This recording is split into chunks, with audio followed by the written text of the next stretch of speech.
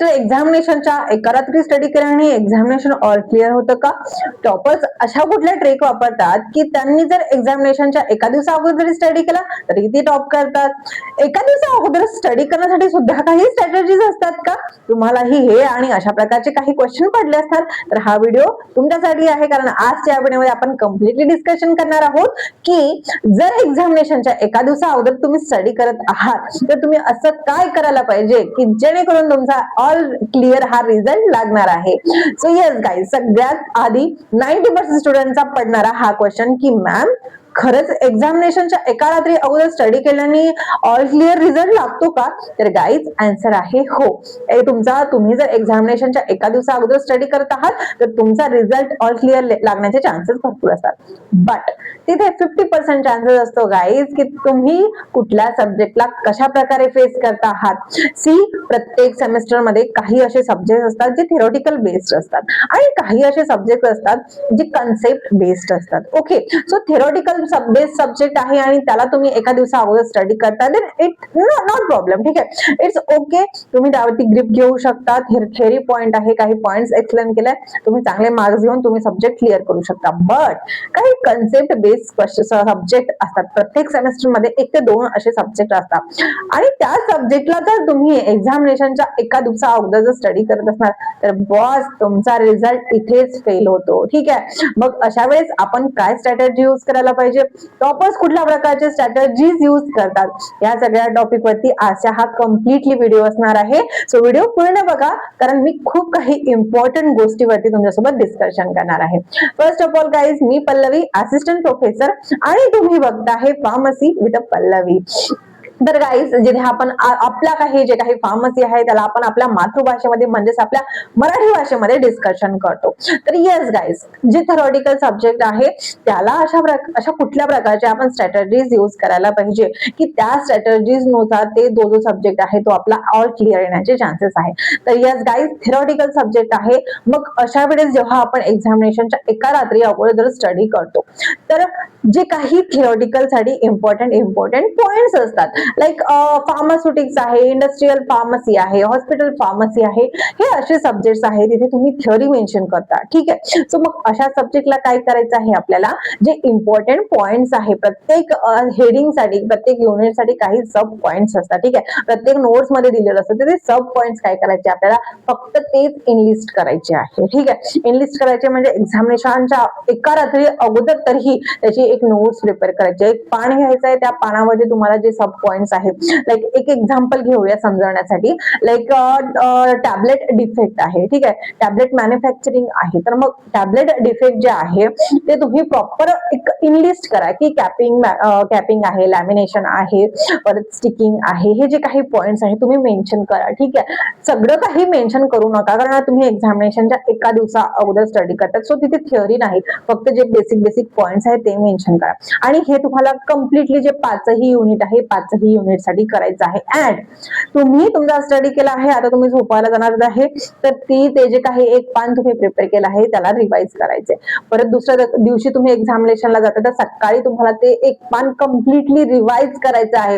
यामुळे काय होणार की तुम्ही तुमची स्वतःची नोट्स प्रिपेअर केली आहे एका दिवसा अगोदर. ठीक आहे, आणि जे पॉइंट्स तुम्ही लिहिले त्यावरती तुमचे 2 ते 3दा रिव्हिजन झाले आहे आणि एक्झामिनेशन मध्ये हे जर क्वेश्चन आले तर तुम्ही त्याला तेच पॉइंट मेन्शन करणार आहे जे तुम्ही त्या नोट्स मध्ये लिहिले आहे, तेच लिहा, तेच इलॅबरेट करा आणि मार्क्स छान येऊन तुमचा सब्जेक्ट ऑल क्लिअर होतो. आणि येस, मी सुद्धा एक्झामिनेशनच्या एका दिवसा अगोदर स्टडी केला आहे आणि yes, I was topper in my college, as I told, मी नेहमी सांगत असते. अँड गाईज, बट सगळ्या सब्जेक्ट साठी हा लागू होतो का? तर नाही. आन्सर आहे नाही, सगळ्या सब्जेक्ट साठी ही ट्रिक कामी करत नाही. तुम्ही कुठल्याही सेमेस्टर मध्ये असला गाईज तर त्या सेमेस्टर मध्ये तुम्हाला आधी एक गेसिंग आला पाहिजे की यस, हा सब्जेक्ट थेरॉटिकल आहे, या सब्जेक्ट वरती मी छान प्रकारे ग्रिप घेऊ शकतो. बट असे काही सब्जेक्ट असतात, लाईक केमिस्ट्री बेस्ड सब्जेक्ट आहे, मेडिसिनल केमिस्ट्री आहे, ऑर्गॅनिक केमिस्ट्री आहे, फार्माकोलॉजी आहे, इव्हन फार्माकोग्नोसिस सुद्धा आहे, त्यामध्ये आपल्याला फॅमिलीज आठवण ठेवावं लागतं, बरेच केमिकल कॉन्स्टिट्यूएंट आठवण राहायचे असतात, अल्कलॉइड, ग्लायकोसाइड, असे काही हेवी पॉइंट्स असतात. सो मग असे जे काही सब्जेक्ट्स आहे याला तुम्ही एक्झामिनेशनच्या एका दिवसा अगोदर स्टडी करून पास करू शकत नाही. ठीक आहे. सो मग अशा वेळेस आपण काय करायला पाहिजे, तर यस गाईज, एक्झामिनेशनच्या 8 दिवसा अगोदर टाइम टेबल येतो आपल्याला, 15 दिवसा अगोदर माहिती पडतं, पीएल लागतात, आपल्याला सुट्ट्या लागतात. सो तिथून तुम्ही स्टडी स्टार्ट करा. नाही तुम्हाला सेमिस्टर भर करायचं आहे then it's okay, but yes, जेव्हा आपल्याला टाइम टेबल येतो, जेव्हा आपल्याला पीएस लागते, तेव्हा त्या जो काही पर्टिक्युलर सब्जेक्ट आहे तिथे तुम्ही त्याला इग्नोर करू नका. ठीक आहे. त्याला तुम्ही म्हणू नका की मी एक्झामिनेशनच्या एकाच रात्री अगोदर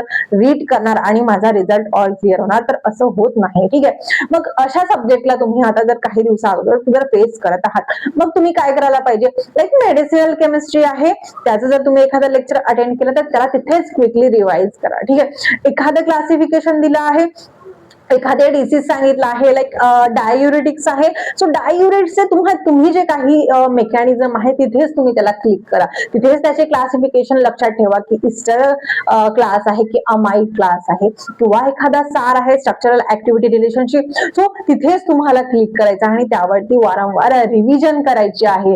इथे तुम्हाला एक गोष्ट अवॉइड करायचं आहे, that one is poly study, म्हणजे मल्टिपल सोर्स कडनं मल्टिपल स्टडी मटेरियल यूज करून आपल्याला स्टडी करायचा नाहीये.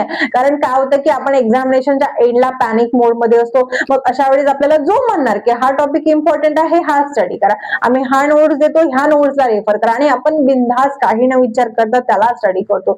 आणि काय होतं की मल्टिपल ठिकाणून आपण एका टॉपिकला जर रेट केलं तर कन्फ्युजन जास्त प्रमाणात होतं, तुम्हाला सोल्युशन मिळत नाही, आणि याचा प्रॉब्लेम तुम्हालाच फेस करावा लागतो. सांगणारा तर सांगून बसतो, बट फेस तुम्हालाच करायचा आहे. सो मग मी तुम्हाला प्रेफर करणार की 1 ते 2 स्टडी मटेरियल घ्या, 1 ते 2 सोर्स घ्या, त्यावरती जास्त घेऊ नका. ठीक आहे. यामुळे तुमचं कन्फ्युजन कमी होतं आणि एक्झामिनेशन मध्ये तुम्हाला आठवण्याचे चान्सेस जास्त असतात. ठीक आहे. लिमिटेड वाचा, बट परफेक्टली वाचा. काही असे सब्जेक्ट आहेत त्याला बिलकुल अंडर एस्टिमेट करू नका की यस मी एक्झामिनेशनच्या अगोदर वाचणार आणि माझं होणार. ठीक आहे. मग आता बरेचदा म्हणतात, बरेच टॉपर कडनं ऐकलं असणार की मी सेमेस्टर बस स्टडी करत नाही आणि तरीही मी टॉप करतो एक्झामिनेशन मध्ये. मग ते अशी कुठली ट्रिक वापर करतात, तर गाईज ते ह्याच सगळ्या रूल्स फॉलो करतात जे मी तुम्हाला सांगितलं आहे. कारण मी सुद्धा माझ्या बी फार्मसी मध्ये जेव्हा होते तेव्हा बरेच मुलं मला विचारायचे की तू सेमेस्टर भर स्टडी करती है और तू झूठ बोलती है की नाही तू नाही करते. तर नाही गाईज,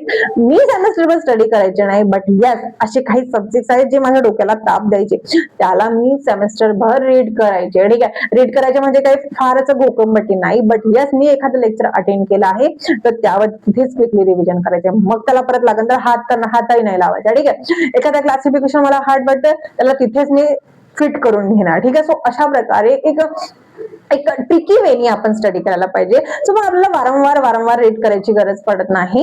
हार्ड सब्जेक्ट वरती ग्रिप येतो आणि इझी सब्जेक्ट, थेरोटिकल सब्जेक्ट आहे जे एक्झामिनेशनच्या एखादी रात्री अगोदर सुद्धा रीड करून एक्झामिनेशन क्लिअर करता येतं. ठीक आहे. सो मग सगळ्यांचा क्वेश्चन वरती आन्सर आहे की मॅम एक्झामिनेशनच्या एका रात्री अगोदर आम्ही स्टडी कशा प्रकारे करायला पाहिजे, तर अशा प्रकारे तुम्ही सोफिस्टिकेटेड वेनी स्टडी करा. जर काही सब्जेक्ट असणार त्याला फारच स्टडी करायचं गरज नाहीये, फारच मेमराइज करायची गरज नाहीये, तर त्याला तुम्ही साईडला करा. आणि असे सब्जेक्ट जे तुम्हाला हार्ड वाटतं, कारण पर्सन टू पर्सन सब्जेक्ट हार्डची जे काही इंटेन्सिटी आहे ते चेंज होतं. सो तुम्हाला पर्सनली कुठला सब्जेक्ट हार्ड जातो त्यावरती तुम्ही अगोदरच स्टार्ट करा. ठीक आहे. कितीही इझी नोट्स असल्या आणि कितीही तुम्ही इझी वेने स्टडी केला, but yes guys, medicinal chemistry, organic chemistry असे सब्जेक्ट आहेत जे आपल्याला एक्झामिनेशन मध्ये सेंट्रल हॉलमध्ये धोका देतात. ठीक आहे. सो ह्या सगळ्या सब्जेक्टला आपल्याला फोकस करायचा आहे. सो यस, ही झाली ऍडवाइस गाईज माझ्याकडनं तुमच्यासाठी, जर तुम्ही बिफोर 1 डे एक्झामिनेशन स्टडी करत असणार. सो यस, ह्या काही ट्रिक्स आहेत, त्या ट्रिक्स नक्की फॉलो करा. तुमच्या एक्झामिनेशन साठी तुम्हाला यस 101% तुम्हाला हेल्प करणार आहे. जर व्हिडिओ तुम्हाला आवडला असेल तर लाईक करायला विसरू नका आणि चॅनलला सबस्क्राईब करायला विसरू नका. सो यस, भेटूया नेक्स्ट व्हिडिओमध्ये. तुम्हाला कुठल्या टॉपिक वरती सजेशन पाहिजे, कुठल्या टॉपिक मध्ये ऍडवाइस पाहिजे, त्यासाठी मला कमेंट नक्की करा. मी तुमच्या प्रत्येक कमेंट वरती सोल्युशन नक्की देईल. ओके. सो गाईज, भेटूया नेक्स्ट व्हिडिओ मध्ये अशाच इंटरेस्टिंग टॉपिक सोबत, आणि टॉपिक असणार आहे तुम्ही सांगितलेल्या सब्जेक्ट वरती. Okay. So best of luck and bye bye.